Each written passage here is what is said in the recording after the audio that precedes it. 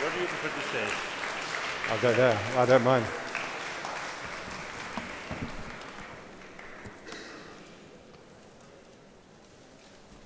Buongiorno. Buongiorno a tutti. L'ospite, la star di oggi è Misha Glenny. Misha Glenny è un giornalista, uno scrittore britannico, vive a Londra, ha lavorato per la BBC, ha lavorato per il Guardian. Una delle sue specializzazioni è stato l'Est Europa, una cosa in cui si è specializzato quando era un bambino, perché suo padre era un professore di storia dell'Europa orientale e lui un giorno ha detto che da bambino sapeva di più della politica russa che di qualunque altra cosa. Ha pubblicato molti libri legati a vicende soprattutto sull'Europa centrale, orientale e la mafia, il narcotraffico, non solo, poi anche, come vedremo dopo, sul Brasile. Il tema su cui gireremo intorno è questo, McMafia, che è un libro del 2008, di 10 anni fa, ed è una serie TV che in Italia si vede su Amazon Prime, prodotta dalla BBC, che invece è del 2018, 10 anni dopo. Allora io partirei dal libro. Il libro nel 2008 è stato un libro innovativo, perché metteva al centro la mafia, ma non era un libro sugli spargimenti di sangue, gli scontri, ma metteva al centro la mafia e la finanza.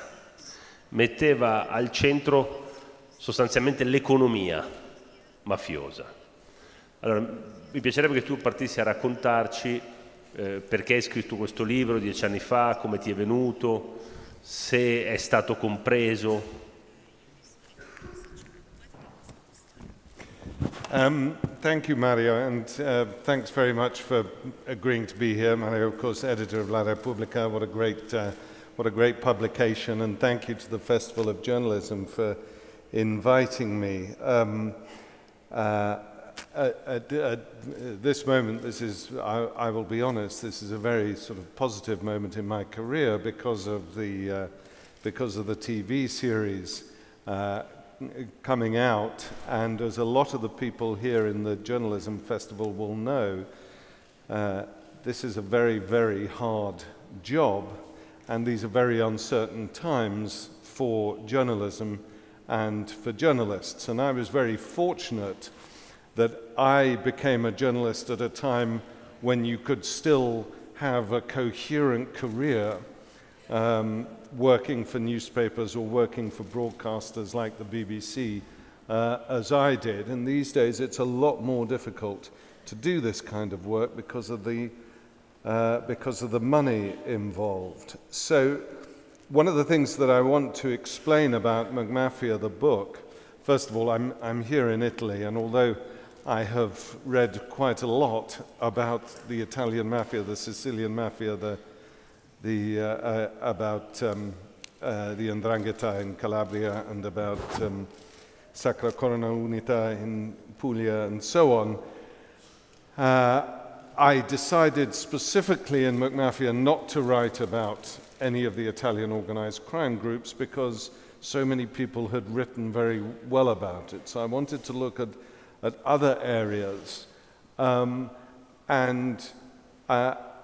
I have to stress that McMafia didn't just come out of the blue. It was the culmination of 15 to 20 years of work that I'd been doing and observing things before I started writing it around 2004.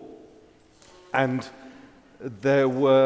my interest was sparked by what was happening in Yugoslavia during the Yugoslav wars of the 1990s, because everybody who was covering those wars knew that organized crime had an absolutely critical role in two respects First of all, they were linked up to the politicians of the new emerging countries coming out of Yugoslavia, intimately connected. And secondly, organized crime formed the backbone of the militias that were doing the fighting, largely in Croatia and in Bosnia-Herzegovina, and then subsequently in Kosovo. And after the death in 2003 of the then Serbian Prime Minister, Zoran Đinđić, I did a little bit of investigation about who killed Đinđić. And the person who was eventually convicted of his murder, he was assassinated on the steps of the federal government building in Belgrade, was a man whose nickname was Legija. And after Đinđić's murder, Legija disappeared for 2 years. And 2 years later, he came back to Belgrade and gave himself up to the police. And it turns out that for those 2 years when he disappeared, he was hiding not amongst Serbs, but among a group of Croatian criminals. And yet he was a Serbian nationalist. So this was a very peculiar thing. A Serbian nationalist had sought protection from a Croatian criminal nationalist group. And it turned out that the reason why he'd done that is the man who led that Croatian group, who's called Petrić, Hrvoje Petrić, was with Legija, and his nickname means legionnaire, was with Legija in the French Foreign Legion in the 1980s. So throughout the Yugoslav war, you had criminal groups who had contact with each other across the front line. And what they were doing was, whilst they were supporting the nationalist politicians on their own sides during the day, as it were, at night they were cooperating. And what they were cooperating in was moving illicit goods and services, but primarily cocaine, heroin, women being trafficked for sexual purposes, weapons, untaxed cigarettes, from various parts of the world through Yugoslavia and into the biggest market and the most lucrative market for illicit goods and services, which is the European Union, which was at the time becoming was fast becoming the largest ever consumer market in history. And it was a wealthy market, and a significant percentage of European Union citizens like to spend part of their spare cash on sleeping with prostitutes or smoking untaxed cigarettes or sticking 50-euro notes up their nose or taking heroin. So I started looking at where the illicit goods and services were coming from into the former Yugoslavia. And of course, a lot of it was coming from the former Soviet Union. And this is where I identified the second aspect of the globalization of organized crime. The first aspect was the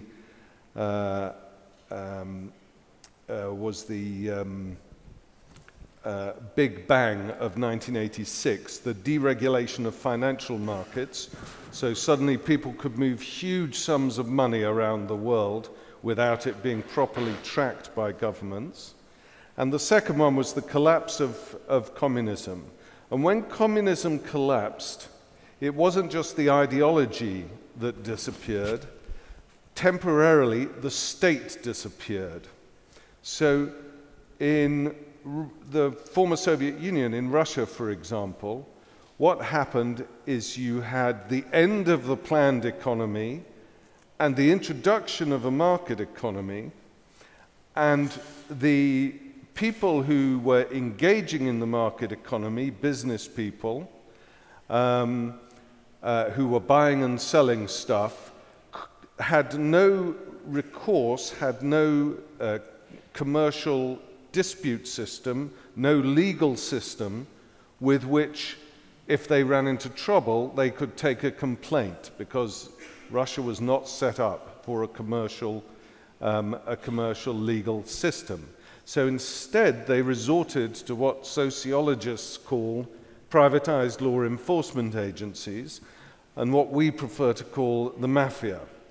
So that the emergence of capitalism in Russia was defined by the rise of mafia organizations and organized crime, which is why that period of the 1990s is referred to as gangster capitalism. So, all of a sudden, in the space of 10 to 15 years, you have a globalizing organized crime which doesn't only affect the former communist territories. South Africa was opening up to the outside world.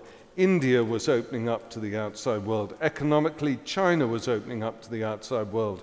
Countries like Brazil, which had very protectionist economic systems, were opening up to the outside world. And so all of a sudden, there was this huge commercial opportunity for people not just in legitimate business, but for people in illegitimate business as well.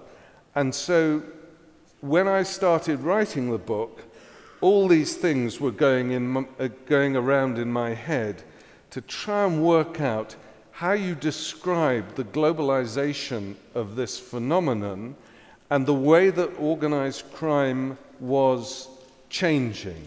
And of course, the only way you can do it without making the book really, really boring is to write the stories of the people involved in organized crime. So I decided that I would go around the world and I would meet people who were involved in organized criminal activity, and I would ask them about their lives and their businesses, and I would take them seriously as people. And in that sense, Roberto Saviano and I, who have, we know each other very well, and we're good friends, we have a very different way of working.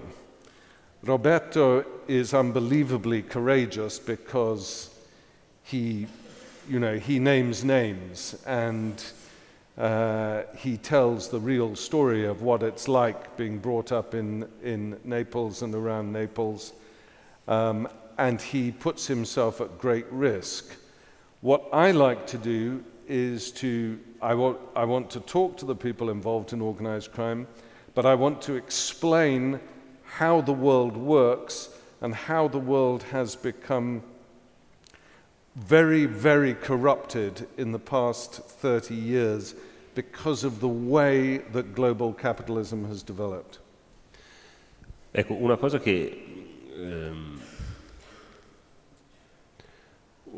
che emerge dal tuo libro è proprio, e poi anche dalla serie TV, è come un capitalismo senza regole diventa preda del crimine organizzato, delle mafie, che lo spazio per la criminalità c'è stata nella deregulation. Ieri sera, per chi era qui ieri sera, come Repubblica abbiamo proiettato un documentario su Daphne Caruana Galizia, che era una giornalista che a Malta indagava proprio sul riciclaggio, sul money laundering e i traffici che incrociano la Gran Bretagna, Londra, l'Europa e soprattutto i paesi dell'est Europa.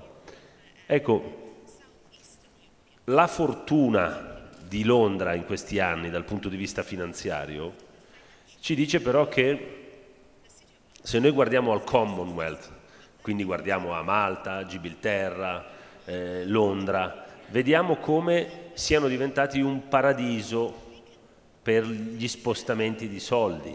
Malta vende i passaporti ai russi o a tutti quelli che facevano parte delle vecchie repubbliche sovietiche senza guardare in faccia a nessuno. $750.000, ti compri un passaporto, sei cittadino europeo e poi però porti i soldi lì, porti i soldi nelle banche di Malta e quindi tu hai portato i tuoi soldi in Europa, che quindi entrano in circuito in Europa senza chiedere la provenienza di quei soldi. Ecco quanto in questi anni la fortuna di Londra, che è stata la capitale finanziaria sicuramente europea, ma una delle capitali finanziarie mondiali, ha permesso di ripulire i soldi sporchi. So after the Big Bang in 1986, during the 1990s, London was competing with New York to become the financial capital of the world. And the way that they did that was to make the City of London or Wall Street as attractive as possible to foreign capital. And so that meant lowering the regulation, lowering the scrutiny of where that money was coming from. And the British had a particular advantage in this because of the existence of the so-called Crown Dependencies. These are territories like the British Virgin Islands, the Cayman Islands, the Isle of Man, Jersey and Guernsey, the Channel Islands, and elsewhere as well. And what everyone, this is organized crime, this is corrupt politicians, and this is multinational corporations, discovered is that Britain had certain mechanisms, most importantly the anonymous company mechanism. So you can set up a company in the British Virgin Islands and you are not obliged to reveal who the real owner of that company is. And then you can use that company to buy property or set up a business in the United Kingdom, and the government of the United Kingdom doesn't know who that company belongs to. So that even to this day, for example, there are 10,000 properties in the borough of Westminster alone, which is in the very centre of London, 10,000 properties whose owners are unknown to the British government. This, for me, is a particular irony at the moment because those people who support Brexit are always saying that they want to take back control. And yet we have had the opportunity to take control for decades of finding out who actually owns London physically, but instead of doing that, we've been pushing for Brexit. Half of Baker Street in London, including the fictional 221B where Sherlock Holmes lives, are owned by anonymous companies.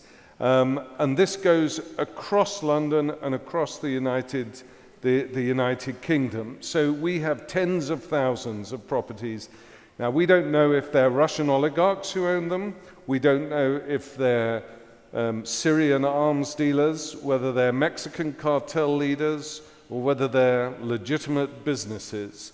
The point is that London and the city became a sink for the investment of criminalized and semi-criminalized money from around the world throughout this period. And this, for me, was one of the most important things, is, with the exception of Italy, of course, because you have such a rich tradition of organized crime, but many people in Britain believe that we are free of organized crime because we don't have the Mexican cartels or the Cali cartel or the Medellin cartel shooting people on the streets.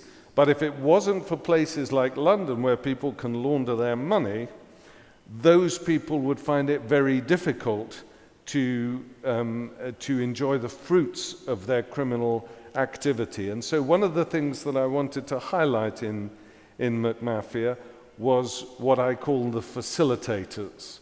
The people, whether they're lawyers, whether they're banks, whether they're journalists, whether they're politicians, who are in the West and who are influential and who are prepared to make money knowing that they're being paid by dirty money. So that was a very important part of the book, as well as the more classic criminal activity of extortion, drug smuggling, and so on and so forth. Ecco, perché sono passati 10 anni tra il libro e la serie TV? Avete visto che non ha bisogno delle cuffie, le metteva perché gli piaceva fare così, ma parla italiano, portoghese, spagnolo. It's true, it's what we call, the Portuguese call portagnol. Parlerebbe benissimo anche italiano, ma voleva far fare esercizio al nostro inglese. So this is the thing. I've got to say, I said at the beginning that I was quite, pleased with where I am in my career at the moment, and that is because you cannot imagine the impact that the TV series McMafia has had in the United Kingdom. So now the word McMafia is used across the media to mean basically dodgy, semi-criminalized, semi-corrupt money and activities. So you see it in the headlines of the newspaper, you hear people talking about McMafia style this, McMafia style that, and of course, from my point of view, the case of Skripal and his daughter Julia Skripal came at a very convenient moment, such that some people accused me of having poisoned Skripal because it improved the sales of McMafia, which is not true. I just want to put that on the record now. But the point is that you can write a book like McMafia, which is appreciated by the book-buying public, by the political elite, by people interested in international politics and corruption and so on and so forth. But you cannot ever have the impact that you can have if it goes into TV, if it becomes a TV show. Now, at the moment, we have just begun what is known as the golden age of television. So there has been a cultural shift away from film and to television production. In January of this year, in the United States alone, 500 new shows started across American television channels. Some of these shows have had a huge impact, whether it's in America, things like Breaking Bad or The Sopranos, The Wire, Mad Men. Here in Europe, Gomorrah's been terribly important, the television version of Gomorrah. Then there are the Scandinavian noir, The Killing, The Bridge, and so on. And McMafia fits into that sort of style. And there is a lot of money in television production at the moment, but there's also a lot of competition. Now, this book was first optioned. That means the production company paid a little bit of money to say they wanted to turn it into a film before it was actually published. It was optioned first in 2007. But the road from actually writing a non-fiction book or even a fiction book to it becoming a television series is one of the most bumpy, rocky roads imaginable. The chance of it coming off is very, very low. And the other thing is that if it's a non-fiction book, the television series is fictional. So there has to be a very dramatic change between what I wrote in my non-fictional book, and this is true with Saviano's Gomorrah as well. The television show is very far away from the book that Roberto wrote. But nonetheless, I was fortunate, and Saviano was fortunate because he had so much control over his series. I was fortunate because the two people who were responsible, primarily responsible for turning this into a show, Hos Amini, who is the main writer on the show, and James Watkins, who's the director, They wanted to maintain the authenticity of the book, the sense of reality that there is in the book. And so I was quite closely involved with the production of the television show, and I feel very confident that it is an accurate reflection of the way things work. So I'd like to show a couple of things explaining how that happens. So one of the things that you learn about serious traditional organized crime groups, serious mafia groups, is that they cannot be involved in the game, in the business, without the capacity to deploy violence. However, serious organized crime groups also know that you should only deploy violence as a last resort. Because if you deploy violence too often, then you attract the attention of the police, you attract the attention of the media, of politicians, and so on. And also, you run the risk of losing your most important resource, which is your human muscle. So when the first episode of McMafia came out, it has a rather slow beginning. It's a slow burn of a beginning. And people were saying, oh, this is a boring show, nothing ever happens in this show. And then after about 20, 25 minutes or so, the following thing happens. I wonder if we can have it up on the screen. This is what happens. If you're a nervous person, don't watch this.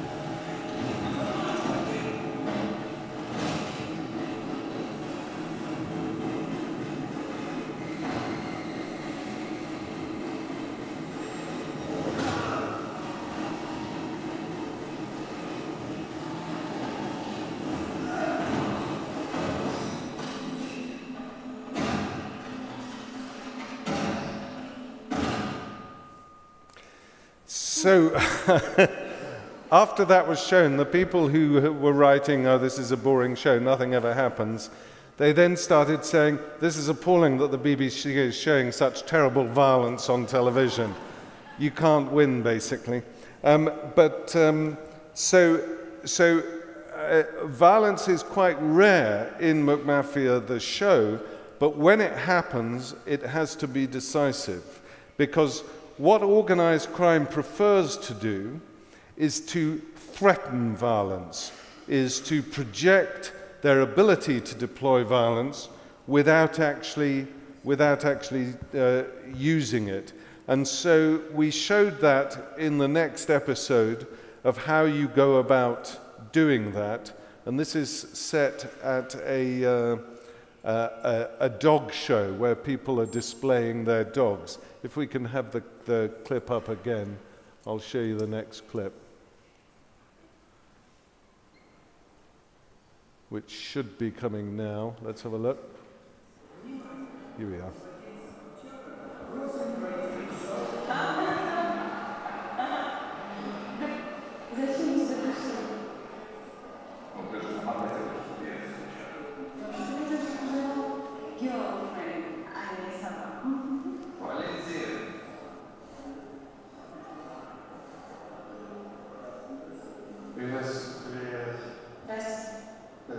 Letztes Mal meine Calabresi Deutsch,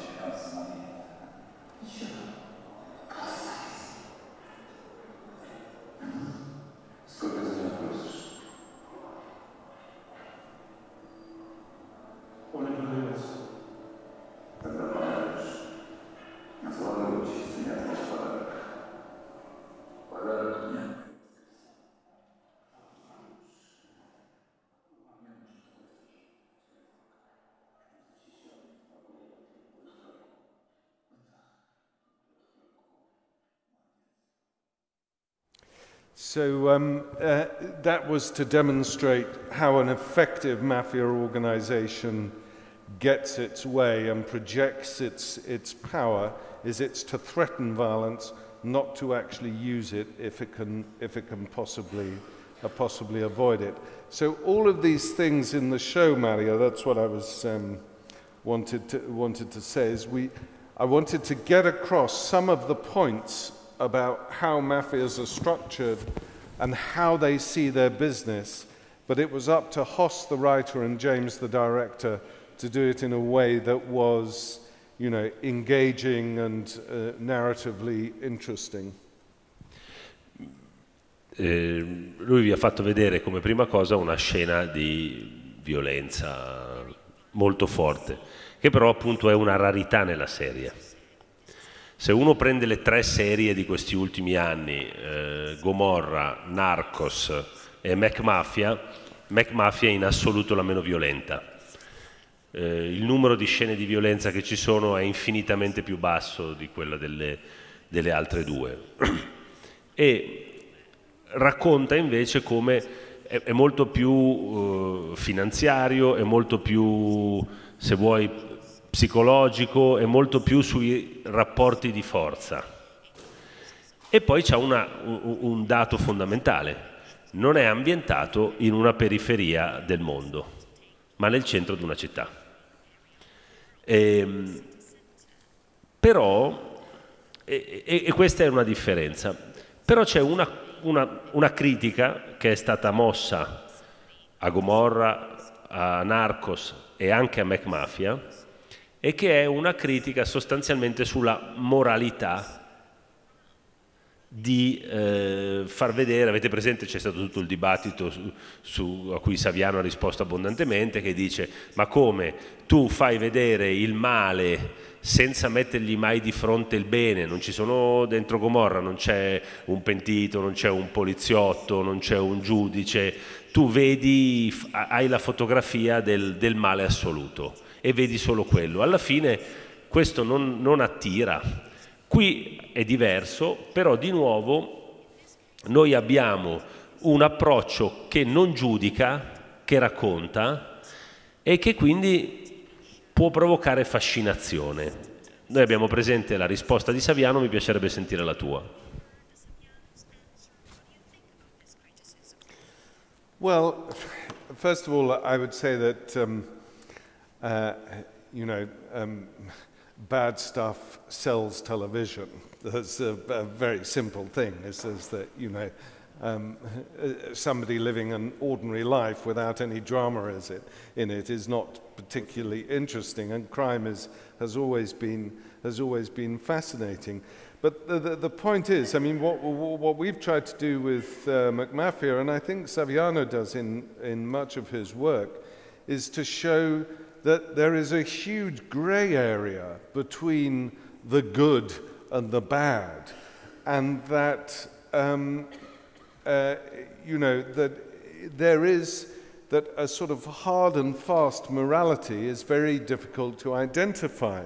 And this is one of the things that I've been trying to argue about McMafia 10 years later on, is that the culture of McMafia has, in some respects, strengthened. If you look, for example, just in the past 2 weeks, we have seen the opening of a criminal investigation into the former president of South Africa. We have seen the conviction of a former president of South Korea. We have seen the imprisonment of a former president of Brazil. And we have seen the ongoing investigation of the current president of the United States.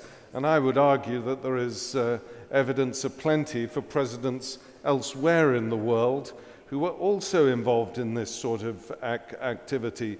And so the McMafia culture is filtering through into various areas. Now, the fact that those presidents are under investigation or have been convicted means another positive thing as well, and that is society is to a degree fighting back.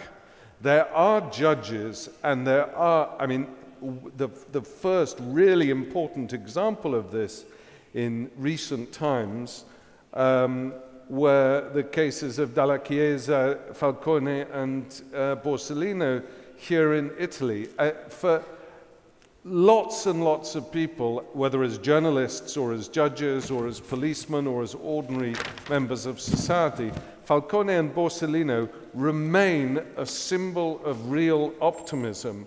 And I realized when I was working with Saviano a few years ago, he gave a talk at Ferrara at the Internazionale conference, and I now know what it's like to be the sort of backup vocals for the Rolling Stones, because when Saviano walks onto the stage, there was absolute hysteria in the main theatre in Ferrara.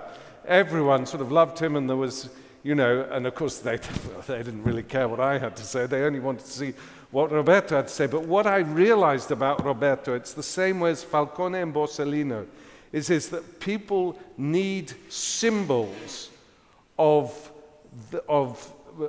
individuals who are really out there trying to make a change in the culture. Here in Italy, you had such a corrupted system so that your most powerful politician in the post-war period, Andreotti, was at the very heart of this system of criminalized corruption. So you know very well what this is all about. But it's a challenge. I'm glad you mentioned the money laundering in terms of McMafia, because that was a real challenge. How do you get that? Because money laundering is intrinsically boring, believe me. How do you get that onto television effectively? And James and Hoss came up with a way, which I'm just going to show you the final clip, because I think it's a really effective way of demonstrating what is at the heart of corrupt and criminal activity, and that is money laundering. If we can have the clip up again, we're ready to go, I think.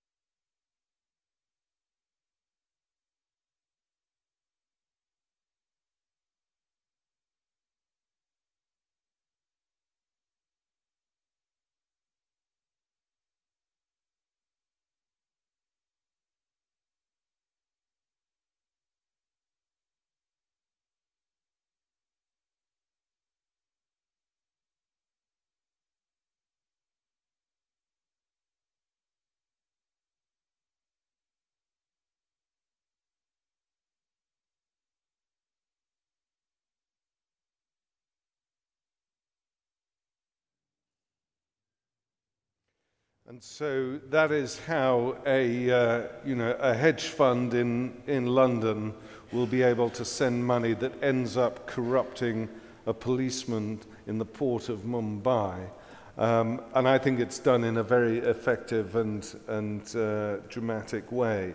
But that's what we wanted to try and get across, is the fact that this is not about, you know, criminalized, corrupted communities in particular parts of the world. The whole thing is swinging around the globe, and each part has its own particular role to play.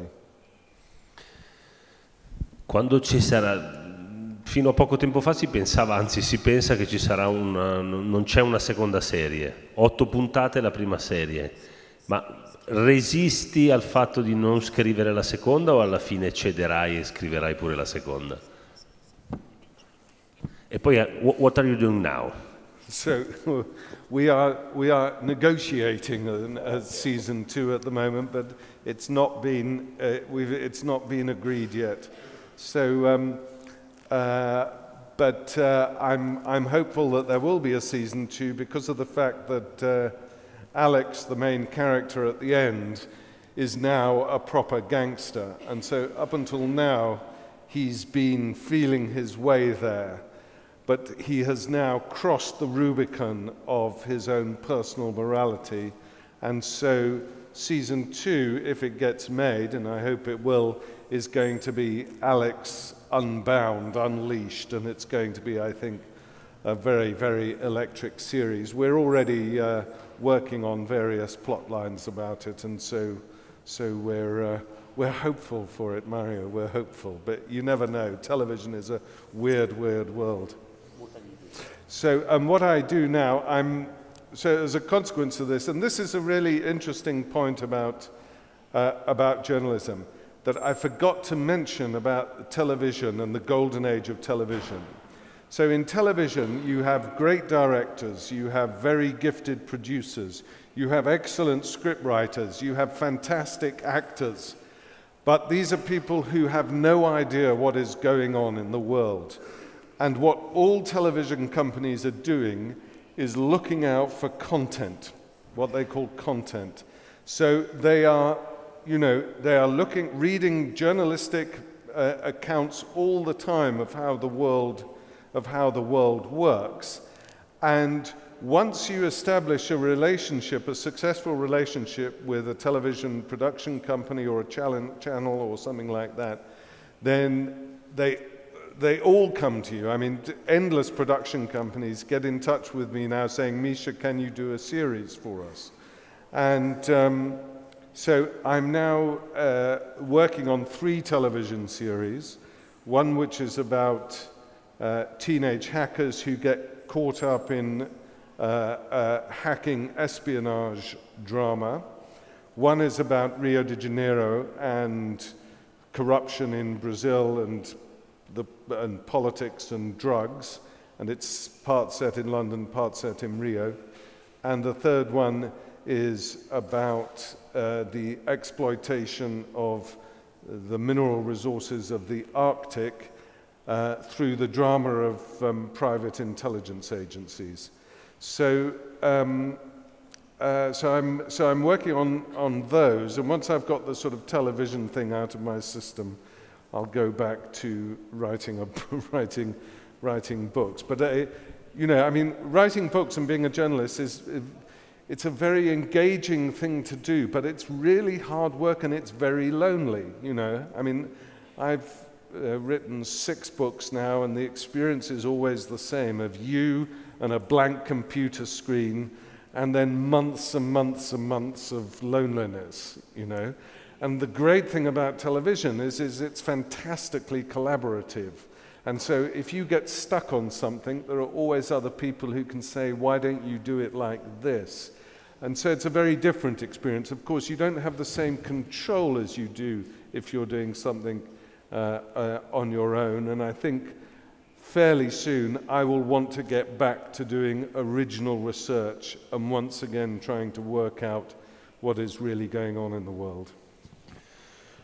Ancora una cosa, lui diceva prima che è amico di Saviano e io stamattina ho pensato di chiamare Saviano per chiedergli che cosa gli devo chiedere e Roberto mi ha suggerito, mi ha detto farlo parlare del Brasile.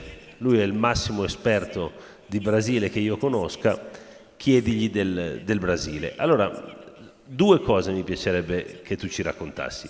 La prima, Lula, l'ex presidente brasiliano che viene arrestato dopo tutta questo show, prima si barrica nella sede del sindacato, poi vuole andare alla messa della moglie, poi addirittura voleva andare a vedere una partita prima di essere arrestato, viene portato dalla folla, eccetera, eccetera. Che personaggio è Lula e che giudizio ne dai tu? E questa è la prima domanda. La seconda, tu avevi scritto, come si chiama? Nemesis. Sì. Avevi scritto questo la storia di un narcotrafficante in Brasile. Oggi la violenza in Brasile sembra tornata a quella degli anni 70. Che cosa è successo? Cosa sta succedendo? So, first of all, on Lula. So, one of the positive things that has happened in Brazil is the Lava Jato, the car wash campaign by the federal police and the public prosecutor's office. For the first time, Brazilian politicians and oligarchs, hugely wealthy entrepreneurs who have presided over a profoundly corrupt system, are being prosecuted and sent to jail. The problem with the Lula situation is as follows, is that it isn't just Lula who should be in jail. You have to have other leading politicians from the right of the political spectrum in jail as well, including, I would argue, the current president, Michel Temer, who managed to manipulate the Congress to prevent him from being investigated and prosecuted, even though there was prima facie evidence of the fact that he was involved in profoundly corrupt deals. So the left and the supporters of the PT in particular are quite right to point out that Lula is being persecuted at the moment because of the fact that others who deserve it equally and more are not in jail and not in prison. Lula himself, however, was involved in a deeply, deeply corrupt system at the heart of car wash, at the heart of Lava Jato, which involved corruption from the largest company in Brazil, Petrobras, which is the oil company in Brazil. But if you don't get other people imprisoned from the right of the political spectrum, then it is going to increase the possibility of social breakdown and very serious civil and political unrest in Brazil. In the space of a very short time, Brazil has become explosively dangerous, and we'll see what happens in the elections in October. One of the reasons for this pertains to your second question, and that is violence. Anyone who has worked in Central and South America to any serious degree very quickly comes to realize that the war on drugs is a moral and political obscenity, and that while politicians in the Western world pontificate about the danger to people in the West from taking drugs, even though the rates of people dying through addiction and the like are relatively low. In the meanwhile, as a consequence of the war on drugs, because drugs are a prohibited commodity and therefore they're worth a lot of money, hundreds of thousands of people die every single year in Central and South America as a consequence of our policies in the West.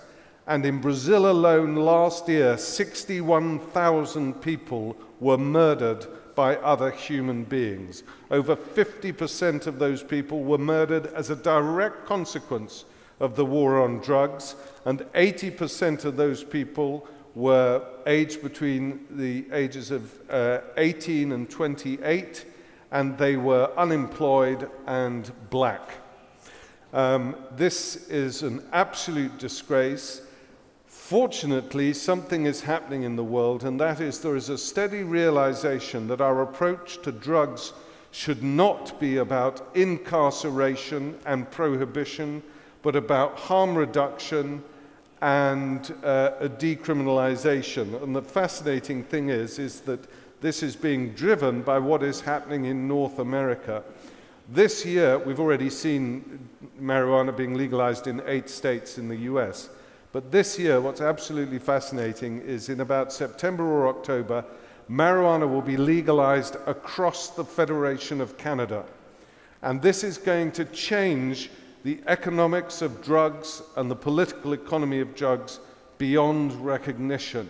And we have at last started to look at this issue as one that is about health, that is about the well-being of people in the areas where drugs are produced.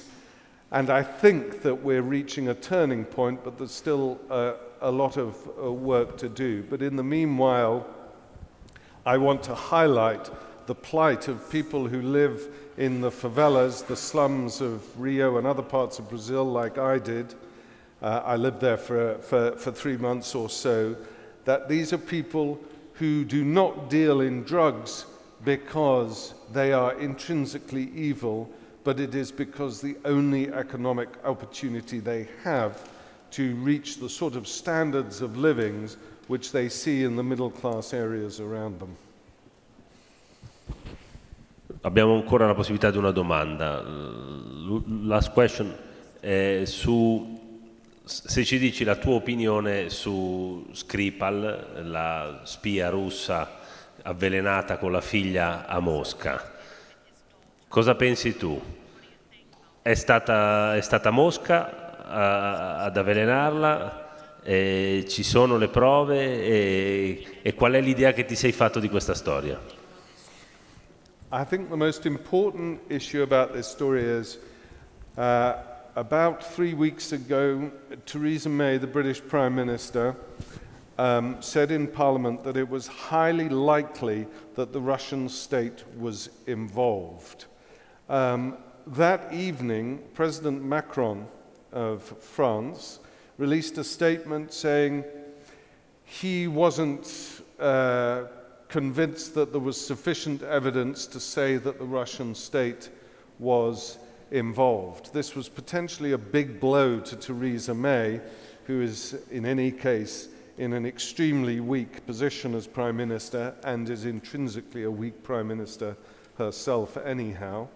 So 2 days later, Macron, along with Merkel and the White House, not so much Trump, as always was trying to avoid directly criticizing Putin, Macron came out and supported a very clear statement saying that Russia was almost certainly involved and Britain has the full support of France, Germany and the United States. Now what that means is that the British government almost certainly has convincing intelligence suggesting that Russia was involved with this. The problem for Britain is they can't leak this, they can't release this. They have not leaked it to any newspaper, they haven't leaked it to anyone like me, but it was enough to switch Macron's position. Now the reason why they're probably not leaking it is because if they gave away the information, the Russians would be able to identify who the source was.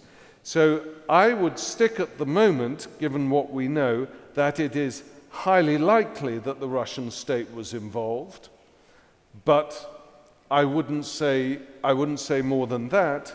I certainly can't identify 100% whether, if that's the case, that Putin was involved. If the Russians were involved, I think it has backfired on them because it has given support to Theresa May and the British government at a political moment when they were looking exceptionally weak because of Brexit, and all of a sudden they've actually got support from the French and the Germans and the Americans, which hitherto she was definitely lacking. The only thing I would say, finally, is on this issue about Russia is people talk about the new Cold War.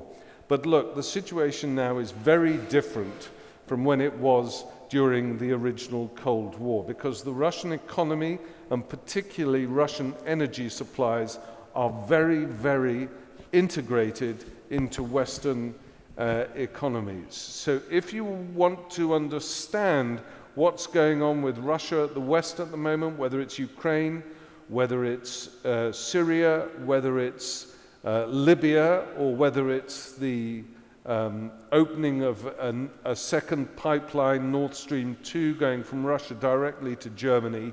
You have to look under the drama of the politics and diplomacy and the spying and look at economic relations between the European Union, Germany in particular, and Russia, and in particular look at the energy industry, because that, I think, you'll see is where the drivers are, both on the Russian side and on the European side. Grazie, grazie a tutti voi, grazie a Misha Glenny. Buon pomeriggio. Mare, grazie a voi.